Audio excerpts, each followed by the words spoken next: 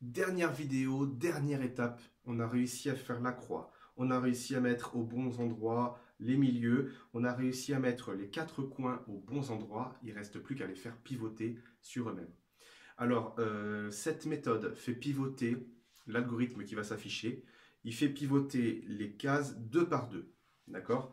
Je sais que si par exemple les jaunes là sont opposés, je les mets à gauche et je viens pivoter uniquement ceux de gauche. Donc, je vais faire comme ça. Là, je sais que ceux-là, je vais les résoudre en une fois.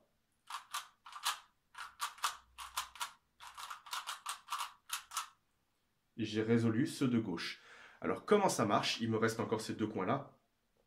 Là, puisque je vois que les coins, ils sont vers le côté ici, la première algorithme que je vais faire, le jaune, il va venir se mettre à l'extérieur. Ils vont pivoter un cran comme ça. Tac, ils vont sortir. Et je referai encore une fois l'algorithme et ils vont se mettre vers le haut. Alors en fait, cet algorithme-là, il paraît compliqué parce qu'il est long, il est très long.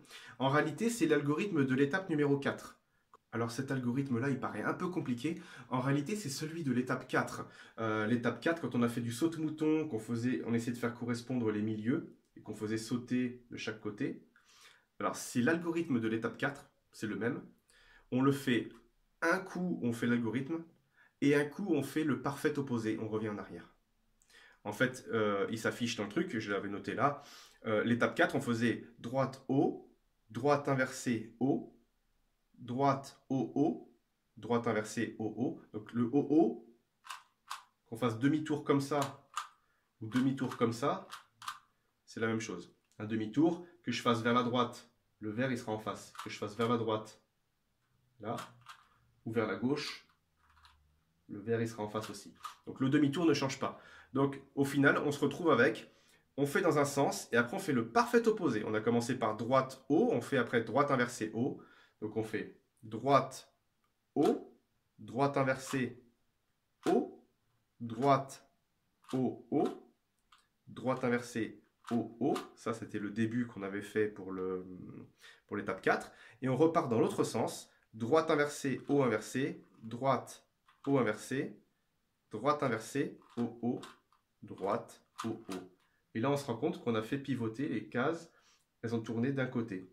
Il me reste plus qu'à faire cet algorithme encore une fois, et uniquement, toujours, uniquement les deux de gauche vont bouger, donc je mets les deux qui doivent bouger à gauche, et je repars, c'est parti, droite, haut, droite inversée, haut, droite, haut, haut, droite inversée, haut, haut.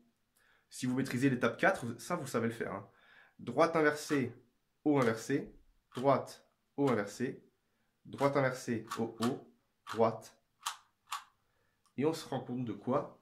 On se rend compte qu'on a réussi à faire ce fameux Rubik's Cube de la mort qui nous a tué la tête pendant longtemps. C'est réussi.